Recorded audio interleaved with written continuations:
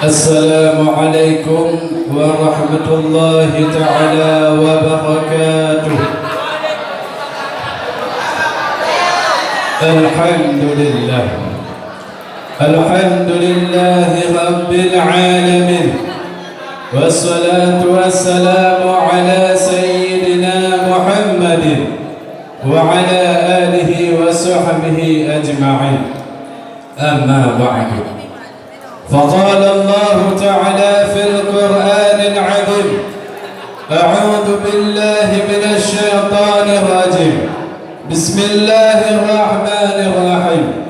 قل هو الله أحد الله الصمد لم يلد ولم يولد ولم يكن له كفوا أحد.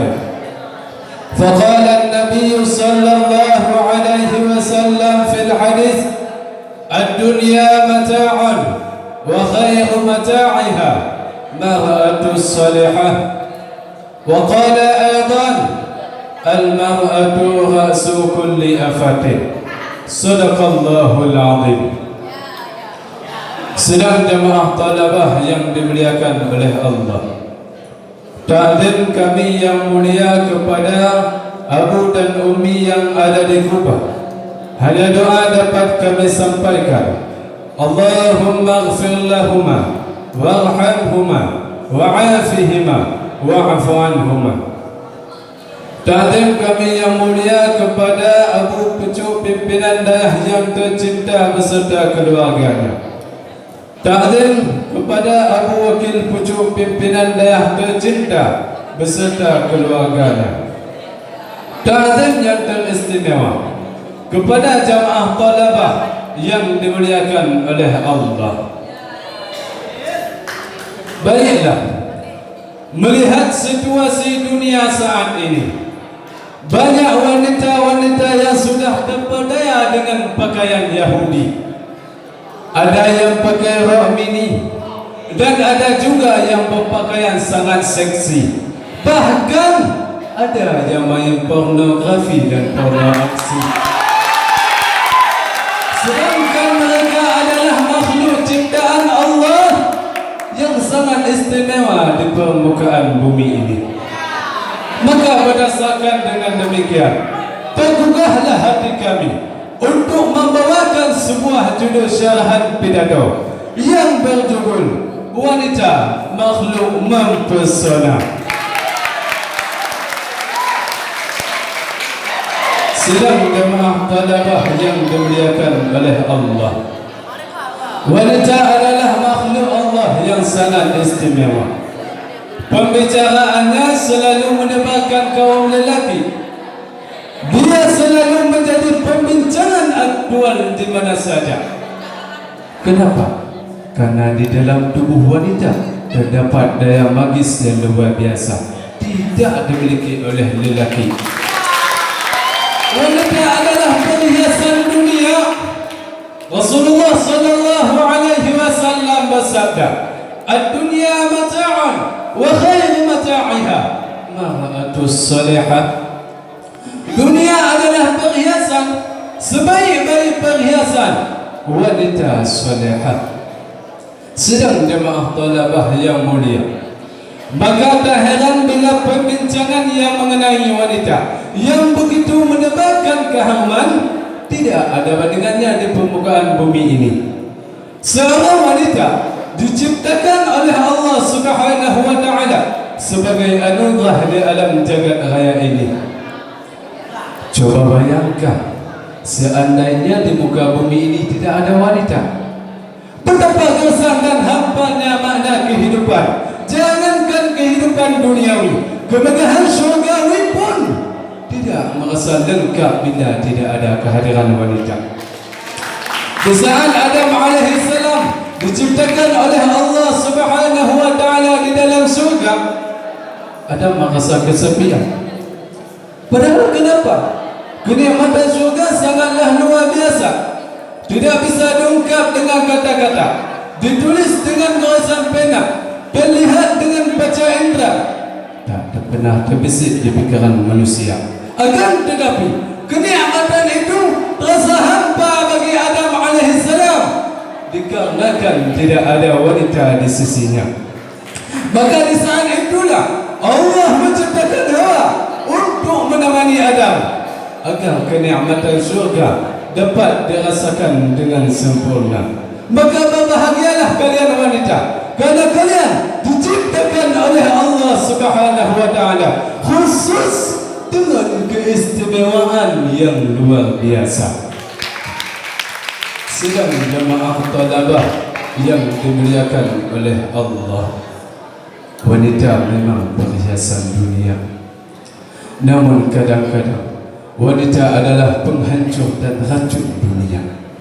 Rasulullah sallallahu alaihi wasallam bersabda, "Al-mar'atu ra'su kulli afatin," kata Nabi.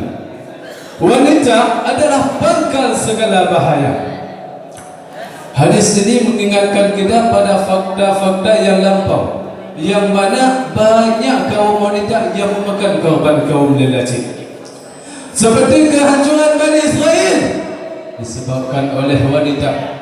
Pembunuhan pertama kali di dunia ini yang dilakukan oleh Qabil dan Habil juga akibat wanita. Terpenjaranya Nabi Yusuf alaihissalam akibat fitnah wanita. Ini membuktikan apa? Di dalam tubuh wanita terdapat daya tarikan yang sangat luar biasa untuk meracuni pikiran sang lelaki. Seperti Sekais yang sangat mencintai Laila sampai gila. Ini perlu kita renungkan, ya, bahawa Sekais hanya mati demi Laila. Pemuda itu mati sambil memeluk tulisan Laila. Dari India terkenal dengan Ramayana yang rela mengorbankan harta dan negara demi merupakan seorang cinta, dan rela nyawanya menjadi taruhan untuk melawan Damasuka. Dari barat terkenal dengan Romeo dan Juliet, yang mana mereka berdua minum racun daripada cinta. Di Indonesia pun terkenal dengan roman Samsul Bahri dan Siti Nurbaya. Cinta mereka berdua berakhir dengan tragis. Sidang jamaah talabah yang dimuliakan oleh Allah, fakta-fakta di atas menggugah kesadaran kita yang bahawa wanita memiliki virus yang ganas yang mematikan. Cinta seorang lelaki terhadap wanita mampu membius dan melunakkannya, sehingga kehidupan sang lelaki hancur, karirnya rusak, wibawanya jatuh, hingga nyawa pun harus melayang disebabkan oleh seorang wanita. Maka pantas Nabi sallallahu alaihi wasallam bersabda, tidak ada cobaan lain setelah wafatku yang lebih berbahaya bagi seorang lelaki illa kecuali yang berhubungan dengan wanita. Sedang jamaah talabah yang dimuliakan oleh Allah, namun tidak semua wanita itu penghancur dunia. Wanita yang penghancur dunia adalah wanita yang tidak taat kepada Allah, tidak taat kepada orang tua, dan tidak taat kepada suaminya.